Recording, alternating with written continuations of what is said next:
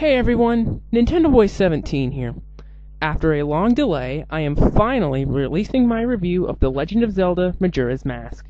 This time, I am looking at not one, but two different versions of the game, which is the original N64 version and the GameCube version from the Zelda Collector's Edition, and you can also get it on Wii Virtual Console.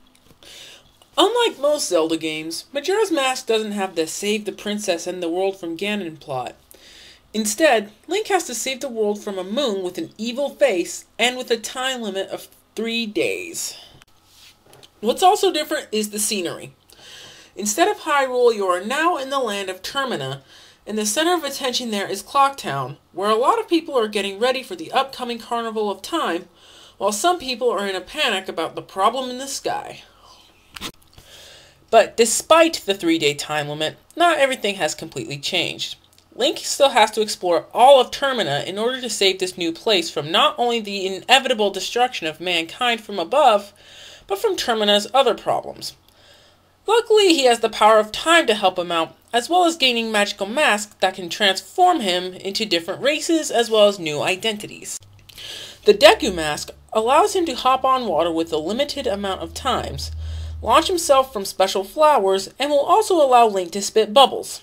The Goron mask gives Link more strength, the ability to resist lava, and the ability to roll into a ball. And if you speed up while rolling, you'll have dangerous spikes on you. And finally, the Zora mask allows Link to not only breathe underwater, but also swim faster. He also has the ability to use his magic power for an electric barrier. All of these forms are very well balanced in their abilities, and they're also very fun to play with. I personally feel Majora's Mask looks better than Ocarina of Time does due to a couple things. One, the game is a lot more colorful than its predecessor, and two, there is better detail in the environment. I'm not saying Ocarina of Time was an ugly game on the N64, but I just think with how colorful Majora's Mask is, despite the game's dark nature, it surpasses Ocarina of Time in that aspect. Between the N64 and GameCube, the controls seem to be a perfect fit on both systems' controllers.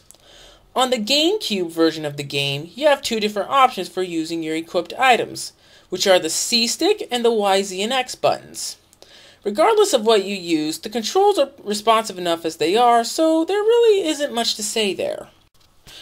Probably the only major thing I didn't like about Majora's Mask is that there are only 4 temples to go through before the final boss and challenges, while Ocarina of Time had 5 temples and 3 other dungeons before then. But luckily there are a lot of extra missions in the game to help keep you occupied, which is a good thing. Still, I can't help but feel there should have been more temples in the game, even if some stuff had to be sacrificed in order for it to work.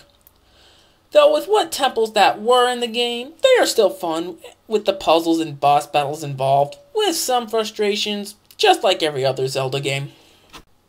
A certain complaint I have with the Zelda Collector's Edition is that it freezes up a bit more than I remember every time I play Majora's Mask. On the N64 cartridge, it happened very rarely, while on the GameCube, well, I wouldn't say it's too common, but like I said, I do see this happen a bit more than I remember.